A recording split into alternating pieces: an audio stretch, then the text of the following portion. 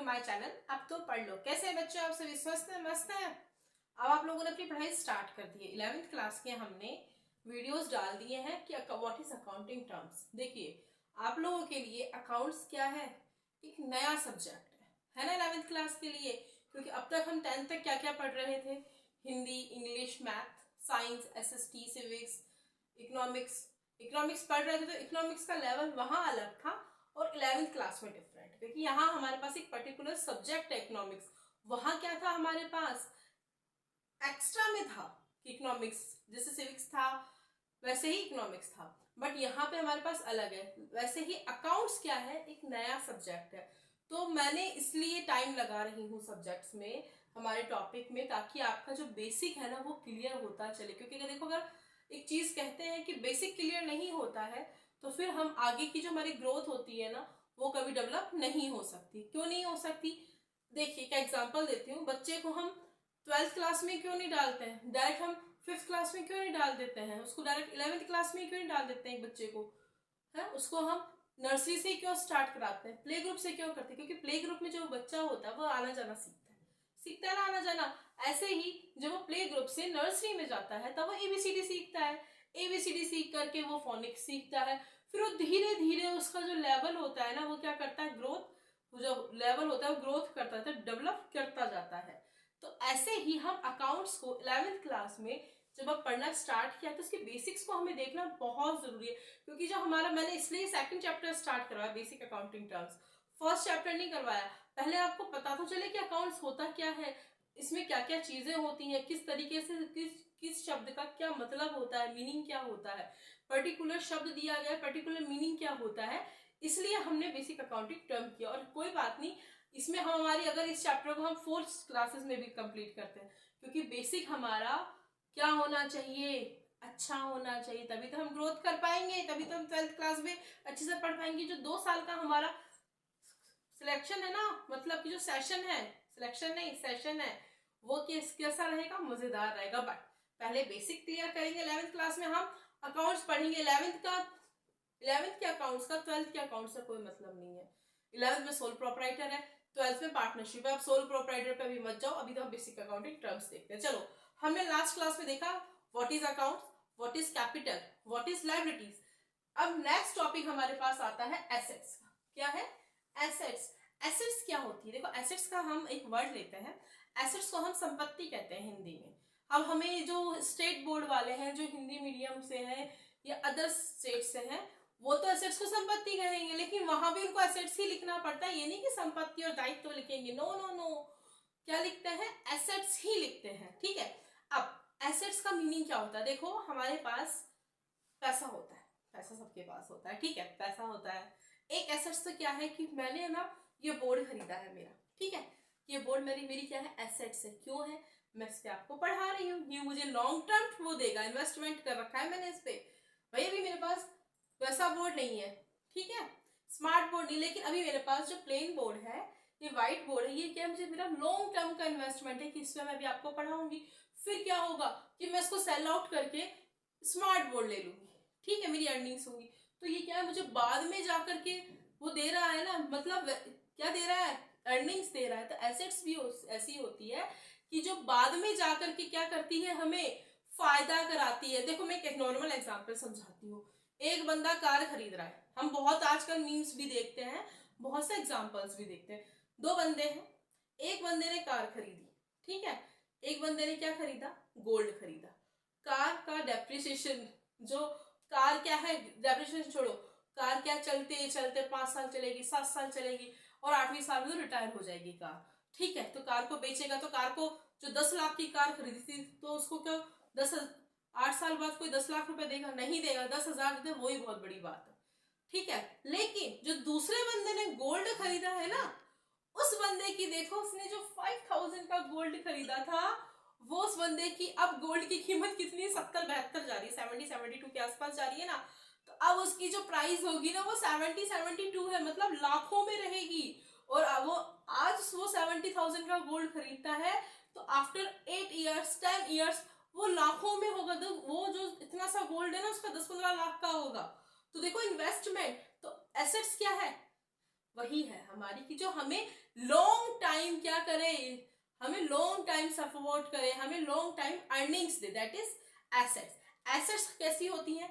Assets हम business में जब एसेट्स का यूज करते हैं तो बिजनेस में हम कैपिटल लगाते हैं। कैपिटल क्या लगाते हैं कि भाई मेरी संपत्ति थी, मैंने कैपिटल को मैंने संपत्ति को बेचा, अपनी एसेट्स को बेचा, सेल आउट किया, पैसे लिए और मैंने पार्टनरशिप फर्म में लगा दिए, मतलब पार्टनरशिप में क्या, बिजनेस में लगा दिए तो उसने मुझे क्या किया, इन्वेस्ट, वो अर्निंग्स दी ना, तो ऐसे एसेट्स हमारा यूजफुल होती है। एसेट्स, अब देखो एसेट्स का जो मीनिंग है ना वो क्या है, according to Finney and Miller के अकॉर्डिंग। ये कौन है फिनी एंड माइनर? ये है कौन है, अकाउंटिंग। इन्होंने क्या डेफिनेशन दी है, ये अकाउंट्स को क्या करते थे, जिसे हम ये कहते हैं स्पेशलिस्ट, वो अकाउंट्स के क्या है दोनों, फिनियन मिलर स्पेशलिस्ट है। इन्होंने वो एक डेफिनेशन दी है, assets are future economic benefits. मैंने अभी आपको यही बताया है कि एसेट्स क्या है, फ्यूचर का इकोनॉमिक बेनिफिट है, मतलब पैसे के लिए है। The rights of which are on a or controlled by an organisation or individual. ये इसका राइट किसके पास है, बेचने का, खरीदने का, या तो एक अकेले व्यक्ति के पास जो खुद मालिक है, या फिर पार्टनरशिप फर्म का, या फिर एक संगठन का। ठीक है, ये तो हमारी क्या थी एसेट्स की। अगर वन मार्क के क्वेश्चन में आएगा तो आप ये वाली डेफिनेशन लिख सकते हैं। अब एसेट्स भी कैसी होती हैं, अलग अलग टाइप्स की होती है। जब हमने लाइबिलिटीज को हमने टाइप्स में पढ़ा तो हमें एसेट्स को भी तो टाइप्स में पढ़ना होगा कि long term, short term, what is. तो यहाँ पे हमारे पास एसेट्स थ्री टाइप्स में। First, non current assets. Which one? Non current, current, fictitious asset. अब आप लोग कहोगे ma'am what is non current asset?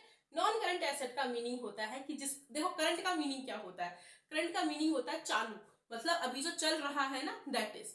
तो नॉन करंट अकाउंट हमारा कैसा होता है, हम अकाउंट भी खोलते हैं ना, खाता खोलते हैं बैंक में, तो उसमें क्या होता है, हम एक बार के लिए नहीं खोलते कि अभी प्रेजेंट में, नहीं, उसको हम फ्यूचर के लिए खोलते, जो एफडी वगैरह करवाते हैं।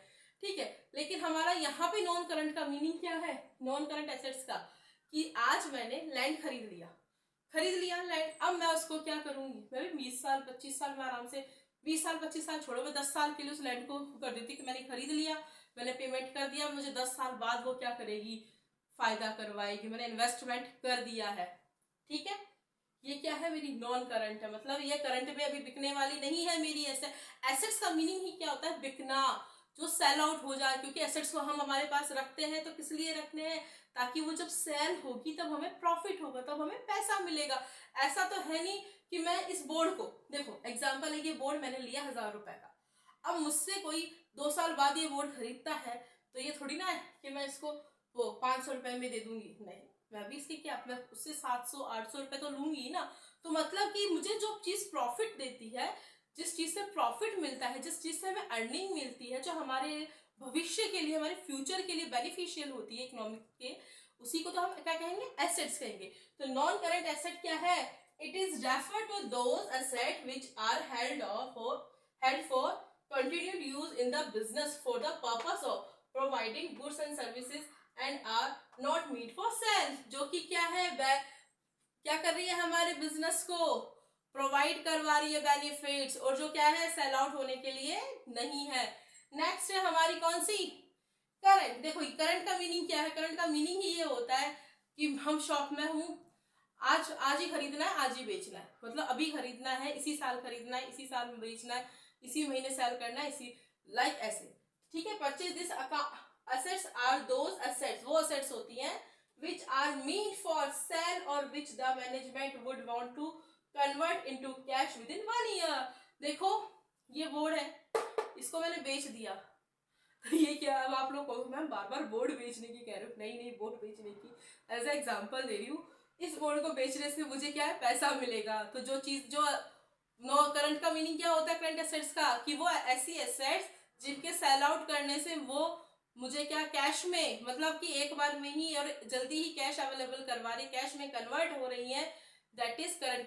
कहने का मीन्स ये है कि ऐसी एसेट्स जो 1 साल के अंदर ही, या 1 महीने के अंदर, या 6 महीने के अंदर, 6 मंथ के अंदर, वो क्या कर रही हैं, वो एसेट्स कैश में कन्वर्ट हो रही है। भाई मैंने सामान बेच दिया, सामान बेचने से मुझे पैसा हुआ ना, मिला ना, तो कैश एसेट्स किस में गई, पैसे में आ गई, तो that is current. Last fictitious nominal account, nominal current हो गया, सॉरी एसेट्स। ये एसेट्स क्या है, इनका इनका कोई वो वैल्यू नहीं लिखा जाता, इनका कैश नहीं लिखा जाता, बट इनका जब हम एंट्री करते हैं ना तो फिक्टिशियस एसेट को लिख दिया जाता है। तो अभी ये समझने वाली चीज नहीं है, बस अभी आप देख लीजिए कि व्हाट इज फिक्टिशियस एसेट, इसको मैं आराम से समझाऊंगी। These are assets which can not be realised in cash. देख लो मैंने ये कहा ना, इसको कैश में नहीं रियलाइज किया जाता, और no further benefits be derived from these assets. Such assets include debit balance, इसको डेबिट बैलेंस में दिखाया जाता है, P&L account, and the expenditure not yet written off such as advertisement expenses etcetera. Fictitious asset अभी आपको समझ में नहीं आएगी, मैं इसको आपको बहुत अच्छे से समझाऊंगी, बट उससे पहले हमें ये देखना, हमारी दो जो इंपॉर्टेंट है, non current and current. Non current कौन सी होती है, प्लांट मशीनरी, ठीक है, प्लांट होता है, मशीनरी होती है, लैंड होता है, बिल्डिंग होती है, वो फटाफट से नहीं बिकती है।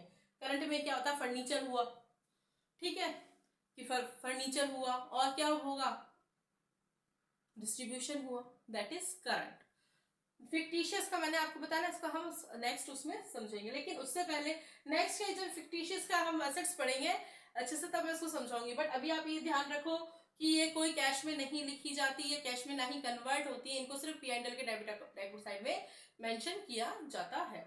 अब हम देखते हैं what is capital receipts and revenue receipts.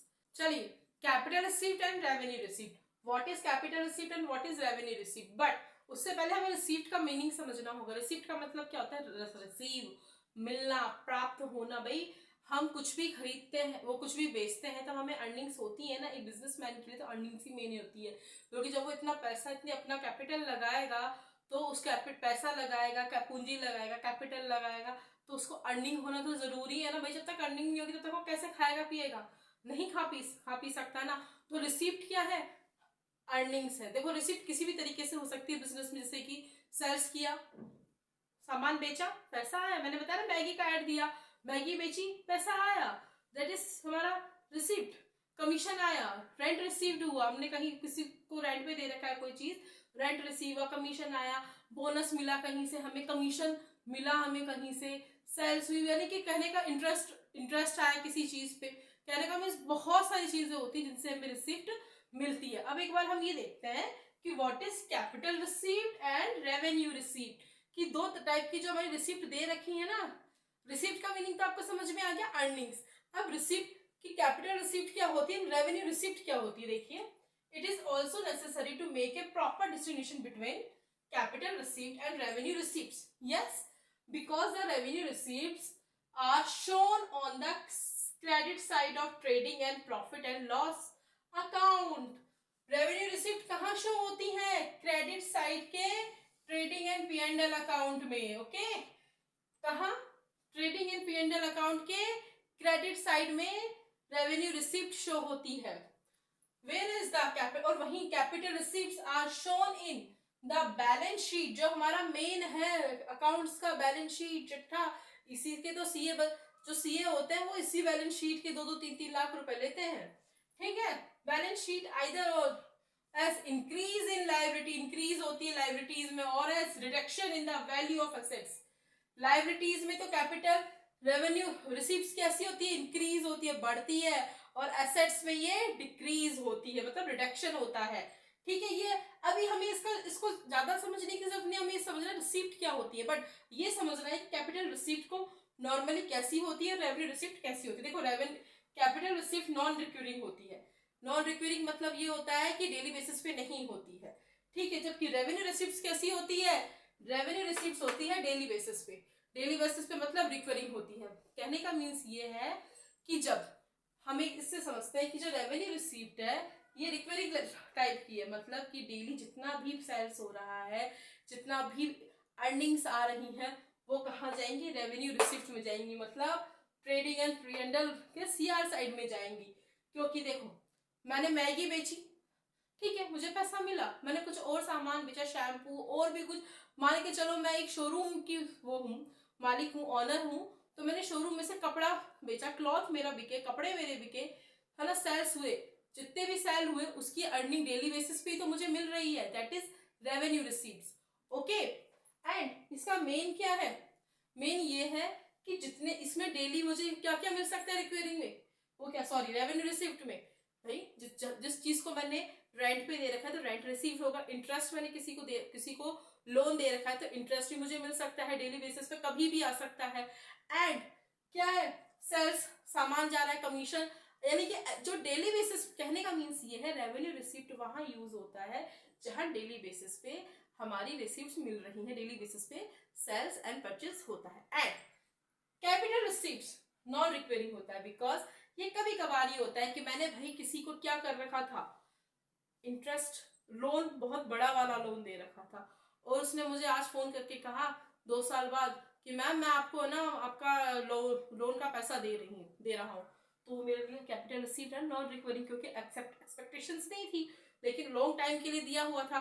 इस एग्जांपल को छोड़ो, मैंने लैंड ले रखा है, मैंने लैंड लिया, लैंड को अचानक मुझे कुछ जरूरत पड़ेगी तो मैंने लैंड को बेच दिया, तो उससे मुझे क्या है, एक बहुत बड़ी अर्निंग मिल रही है ना, बहुत बड़ी रिसीप्ट आ रही है, बहुत बड़ा पैसा आ रहा है, दैट इज कैपिटल रिसीप्ट। तो हमेशा जो हमारा कैपिटल और रेवेन्यू रिसीप्ट होते हैं ये अलग अलग टाइप के होते हैं। रेवेन्यू रिसीप्ट डेली बेसिस पे होता है, कैपिटल रिसीप्ट कभी कभी होता है, नॉन रिक्वेरिंग होता है। ठीक है, अब हम एक्सपेंडिचर पढ़ेंगे इसके बाद कि एक्सपेंडिचर क्या होता है। पहली बात तो रिसीप्ट और रिसीप्ट का जो अपोजिट है वो एक्सपेंडिचर ही है। रिसीप्ट कैसा होता है, प्राप्तियां, जितने भी अर्निंग्स आ रही है दैट इज रिसीप्ट, और एक्सपेंडिचर जितने भी खर्चे होते जा रहे हैं दैट इज एक्सपेंडिचर। तो हमारी जो नेक्स्ट क्लास होगी उसमें हम कोशिश करेंगे कि हम चैप्टर कंप्लीट कर दें। देखिए अब तक मैंने आपको अकाउंट्स बता दिया, ड्राइंग्स बता दिया, असेट्स बता दिया, कैपिटल बता दिया, लाइबिलिटीज बता दिया ना, एंटाइटी भी बता दिया। तो ये सब क्या है, हमारे इंपॉर्टेंट टर्म्स हैं अकाउंट्स के। ठीक है, इनको जानना जरूरी है। भाई आप बताओ, अगर मैं आपको कैपिटल वर्ड की मीनिंग नहीं बताऊंगी तो आप क्या कैपिटल बजट बना सकते हो, क्या बैलेंस शीट बना सकते हो, कुछ भी नहीं बना सकते ना। तो बेसिस का जानना बहुत जरूरी। मैंने भी एग्जांपल दिया ना कि बच्चे को हम डायरेक्ट 10th क्लास में नहीं डाल सकते, डायरेक्ट 5th क्लास में नहीं डाल सकते, उसका एक प्रोसीजर होता है कि उसको नर्सरी में, फिर यूकेजी में, फर्स्ट में, सेकंड में, ऐसे उसका जो ग्रोथ होता है वो लेवल बढ़ता जाता है, उसकी ग्रोथ डेवलप होती जाती है ना। तो ऐसे ही हमें अकाउंट्स को क्या है, समझना है, बेसिस से समझना है। कोई भी कंफ्यूजन हो तो आप मुझे कमेंट कीजिए, लेकिन उससे पहले आपको लाइक और सब्सक्राइब मेरे को करना जरूरी है। लाइक करने से मुझे मोटिवेशन मिलता है कि हाँ मैं अच्छा पढ़ा रही हूँ और आप लोगों को समझ में आ रहा है। और सब्सक्राइब करने से क्या होगा, आप लोगों को ये पता चलेगा कि मैम का वीडियो आ चुका है। और हम बहुत जल्द ही हमारा ये चैप्टर तो हम कंप्लीट कर लेंगे और हम सेकंड चैप्टर भी स्टार्ट कर देंगे, और बहुत जल्द हम बिजनेस स्टडीज की भी क्लास लेकर आ रहे हैं। तो मिलते हैं हमारे नेक्स्ट वीडियो में, तब तक के लिए बाय। बट लाइक और सब्सक्राइब करना आप ना भूलें।